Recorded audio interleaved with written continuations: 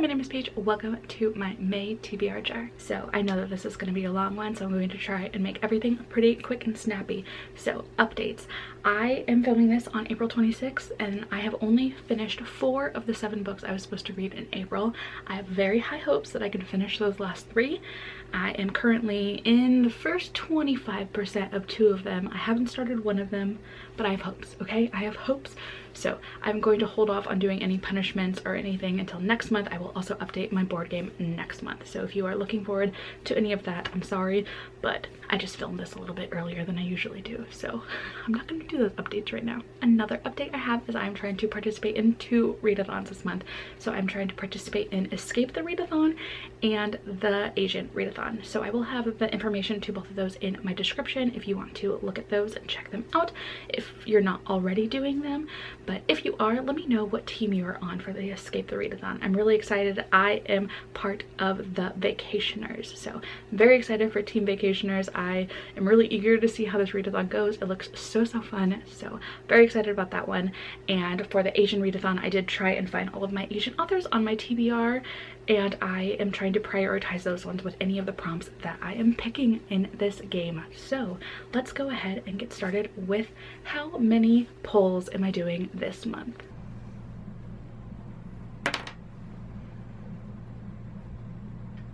And we rolled a 7, which is the exact same as April, which is not bad. I was hoping for lower because it is a readathon month, but that's okay. We can make 7 work, I think. Let's see what my first prompt is. Of course it is. All right, let's see what my actual first prompt is.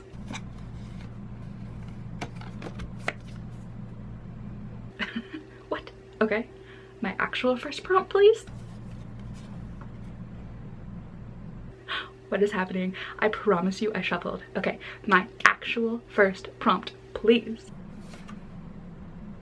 Finally. Okay, we got memoir, and if you have been at any of my previous like 4 or 5 TBR jars, I keep telling you that I am trying to read Spare, and when I tell you I'm trying, I'm not actually trying very hard.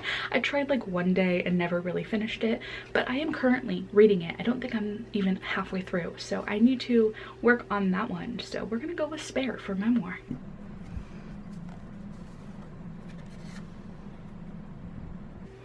A book everyone talks about. Okay, I was actually really excited about this one, so I scrolled through all of my Goodreads and really tried to think about which books stood out to me as ones that I hear all the time.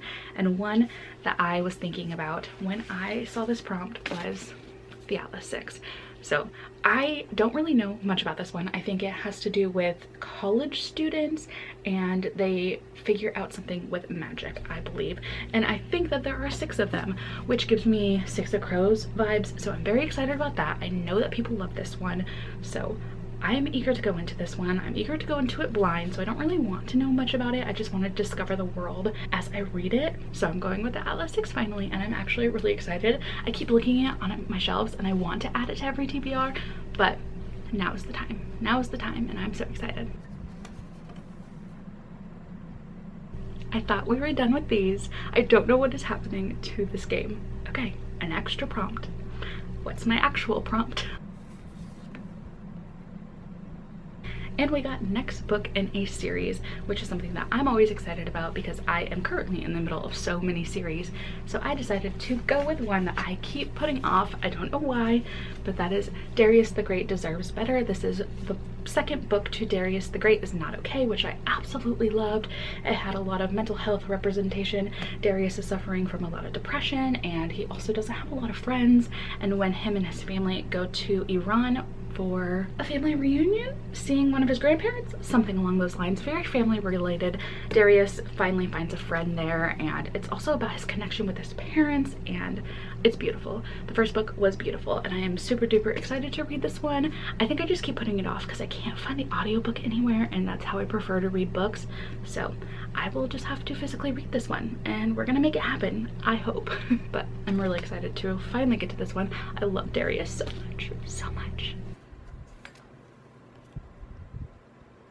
And then we pulled BIPOC, and there is a book that has been on my TBR for quite a while, which is The Astonishing Color of After by Emily X.R. Pan. This is a book that I keep saying I'm reading. I've had the loan out on Libby and I had to renew it because I just keep running out of time or just not reading anything and going on TikTok instead. So we are finally going to read this one. I do know it has to deal with grief, and I believe that the main character has lost her mother and believes that her mother has reincarnated as a type of bird.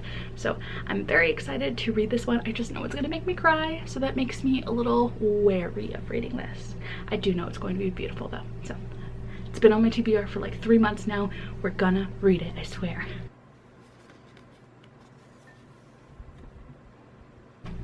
I always love to see this one. I love mass market paperbacks because I love having historical romances that are mass market paperbacks. This is The Perks of Loving a Wildflower, a Wallflower, I mean, by Erica Ridley.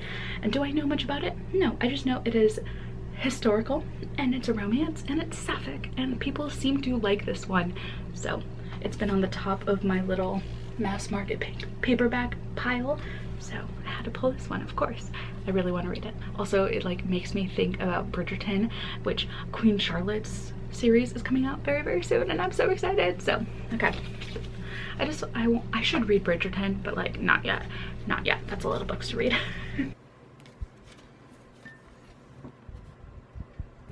What is going on with my game? This is the strangest game I've ever had. I've never pulled this many of them. I think it's because I retired some cards for the month because I kept pulling them. But here we have another one of these. This one's prompt swap. What is my actual prompt, please? My pride and joy in this deck. Just read fan fiction. I can handle that. I can handle that. Then we got color in the title, which I should have saved for The Astonishing Color of After, but I decided that I'm going to go with Spinning Silver by Naomi Novik. And this one I believe is like a Rumpelstiltskin retelling of some sorts. I just know that everyone loves these books. There are like 2 with similar covers and everyone loves both of them. So I've been wanting to get it. I think I got it through a sale. It was online on a sale, and so I had to add it to my cart. So I've had it for a little bit and I just haven't really, it feels like winter, you know, so I haven't really wanted to gravitate towards it recently. But you know what, it has a color in the title and it's the only other one besides Priory of the Orange Tree, which no thank you. No thank you. Spinning Silver it is. Phone a Friend. I always tend to get Phone a Friend or Discord picks. I think my game really just wants me reaching out to people this year, so I'm cool with that. And I decided to ask my friend Aspasia to go ahead and pick me a book off of my TBR, so I'm going to screen record that and see what she says. I haven't watched the video yet, so we are finding out together what she picked for me. Hi, hello. My name is Aspasia and I am also known as Asparagus Reading. So Paige has asked me to be her phone a friend for the month. Basically, I am going to be looking through her TBR and picking a book that I would like for her to read this month. And I'm gonna be honest, I was like excited because I don't think I've been asked to do this by anyone yet. But also like scared because what if I don't pick a good book?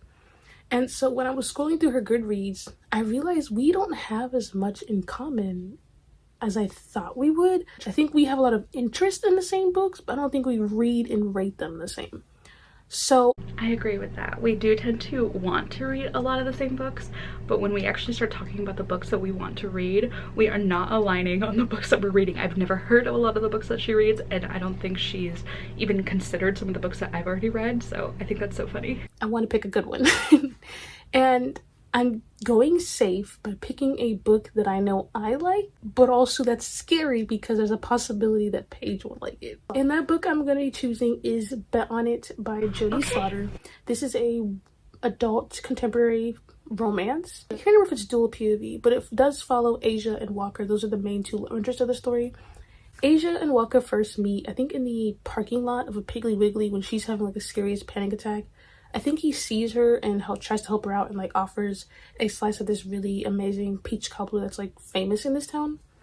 And they don't see each other again. I mean, you don't really expect to see each other again because like it's a random stranger in this random town that you just don't really expect to see the other person again, right? But they do. One night when Asia's just going to do her usual bingo activities, she is reintroduced to Walker because it turns out that he is the grandson of someone that she often plays bingo with. And during that first few games that they play together, she's like, oh, he's gonna be a problem. And that's just because the two of them have a very strong attraction to each other. They're very interested in each other. But they both are at different points in their life where, like, being in a relationship right now is not necessarily a goal for them. They do have other things they'd like to work on. But now that they've met each other, that's kind of, like, you know, sound a little more appealing. So Walker is not really planning to be out of town for a while. He's really here for a temporary situation because he wants to be there while his grandmother is healing, and he's ready to hit it and quit it and leave. Like, he doesn't really have a lot of connection to the town. He has a lot of bad memories and things going on in town. He doesn't really want to be there any longer than he needs to. But now that he's met Asia, he's kind of like, you know what? Might not be so bad to stick around just a little bit longer. And these two, like I said, they're trying to, like, stick to their usual plan. But with this attraction, they're like, you know what? Let's just come up with a plan. And so their little plan or pact that they have is that it's going to be a bingo sex pact. And so I believe that she's going to keep playing. A bingo sex pact. I'm sold. I'm sold. What else is she saying? Honestly, she doesn't have to say anything else. Anything else. That is the perfect line right there. That's all she needs to sell it with me, and I'm good. I'm so excited. With him and teach him how to play bingo so he could play with his grandmother. They're also going to occasionally hook up to kind of get it out of their systems and lean into that attraction. Obviously, as you know, in romances, that doesn't go very well because they start to catch feelings and start to question what the original plan was and whether or not they want to continue the pact the way that it originally was for. And I really enjoy this. It does discuss mental health and a bit of therapy in terms of female main character has anxiety, PTSD, anxiety and panic attacks. Male main character, I think, also has some anxiety and discusses some issues regarding child endangerment and abandonment. I think those are the only trigger warnings that I can think of. At least those are the biggest ones that I feel like might trigger a reader. I really enjoyed the discussions around that and how the characters did discuss it. I do think it could have been worked on a little bit more, but that's just in my opinion because I like seeing that in a book. And yeah, that is the book that I'm going to be recommending. I am really nervous, like I said, that you won't like this, but I'm also really excited and really grateful for Paige for inviting me to do this. With that being said, I'm gonna go because obviously Paige has many other books to talk about. Thank you for inviting me and have a good day, and hopefully your TBR for this month goes well. That is too sweet. I love Aspasia. So if you have not already followed Aspasia, go check out her channel. I will link it below as well. Thank you so much. Let me grab this book. So I think that Aspasia did a great job of selling this bingo sex pack. That's all I need to know. I also did get this book because Nat read it and seemed to really enjoy this one, and I think she said that this has like some really good spice. So I have been wanting to read this. I put it on one TBR before and I just didn't have time to get to it, so I'm so excited. I'm so excited. Thank you so much for that recommendation, Aspasia. And if I don't love it, that's okay. We're still gonna be besties, okay? I promise. You know what? I don't know how we're gonna beat that one, but let's see what my next prompt is. You've got to be kidding me. You've got to be kidding me. What is happening to this game? What is happening? Okay. All right. What's the next one?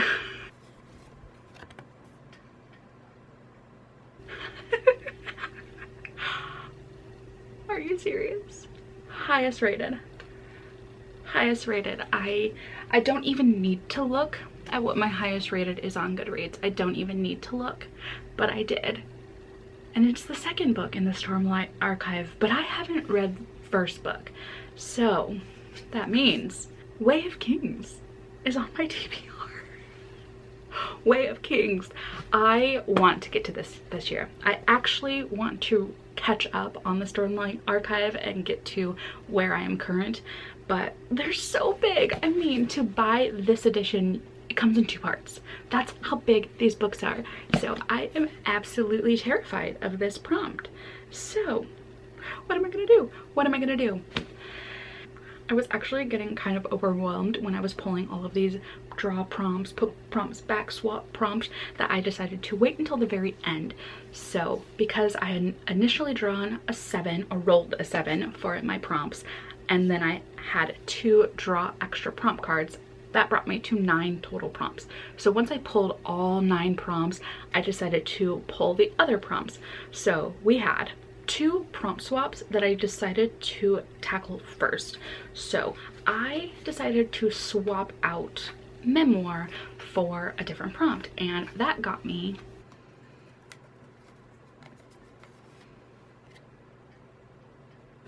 a book that no one talks about, which is kind of funny because I have a book that everyone talks about also on this TBR. So I thought that they went together. It was like in harmony. So I decided to look at my Goodreads, look at my shelves, figure out which book I never really hear anybody talk about, and I pulled Rock by Anita Sunday. This is also on KU, so I'll have a nice little KU book to read at night on my Kindle.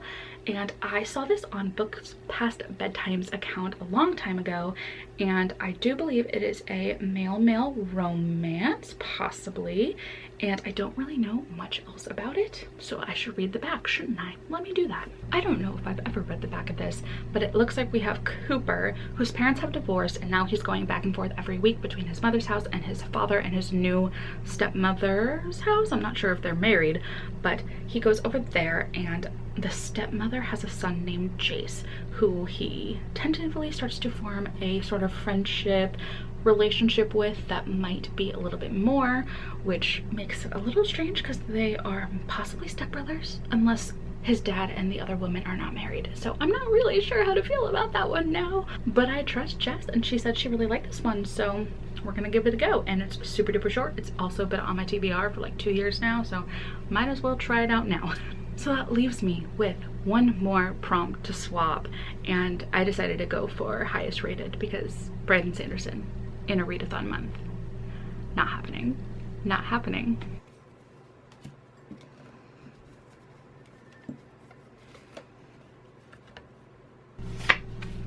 Except I pulled Brandon Sanderson right after. So the heavens, the Cosmere has spoken to me and said, yeah, it is time. You are reading this goddamn book, whatever happens. So we're reading Way of Kings. It was set in stone. I had no other choice. I mean, I guess I could have tried out Elantris or continued on with the Mistborn era too, but I just felt like the cards would be very mad if I did that. So we're going with Way of Kings, okay? Okay, I'm not gonna argue with the cards here. We're just not gonna do it. And that leaves us at the end with 2 put a prompt backs. And you know, I should have maybe put the Brandon Sanderson prompt back, but again, I'm scared of the cards, okay? I'm scared of the cards, and somehow I would accidentally spill all my dice and it would tell me I was going to have to read like 400 books, so I wasn't going to do that. And so I first decided to put back color in the title, just because I felt like that wasn't one that I was super eager to read at this current moment. And then I also decided to put back mass market paperback, just because it wasn't what I was really feeling, and it didn't really align to either the Asian readathon, and I'm not sure what the prompts are for Escape the Readathon, so hopefully I did not just kick myself in the butt by doing that. But those are going back on the shelf. They will be on a different TBR at a different time, I'm sure. So these are just my TBR jar picks. I do have a few more to talk about, and by a few I mean like a good handful. So let's talk about the other ones that I'll be reading as well. For the Story Continue book club, which is my book club that I host with Serena at Read the Riot, we are reading Self-Made Boys by Anna Marie McLemore, and this is a male Great Gatsby retelling. And so we are doing all classic retellings in this second quarter of the year, and we just read Weyward, which is one of the books I'm 25% into, so I need to really get on that tonight. But we just read that, which is a Macbeth retelling, and we are now going to switch over to Great Gatsby, and I am super excited. I've heard pretty good things about it. I haven't heard a lot of people reading this one, but the ones that I have heard read it said it's pretty cute, so excited to get to this one. And it's also really short. Love that so much. For the challenge of reading 12 classics in the year, I am going to be reading Persuasion by Jane Austen. This is the last Jane Austen I have on my shelves currently, so we're going to get to this one, and it's so short. It's so short, it's not 500 pages, so I'm gonna fly through this. It's gonna be so easy peasy. I could probably read this in a day. So I'm excited. I have not read my 12 and 12 for this month, so that's Sunday's problem, the last day of April, you know, but wish me luck on that. And I've been trying to participate in the buzzword readathon. And this month is flavor.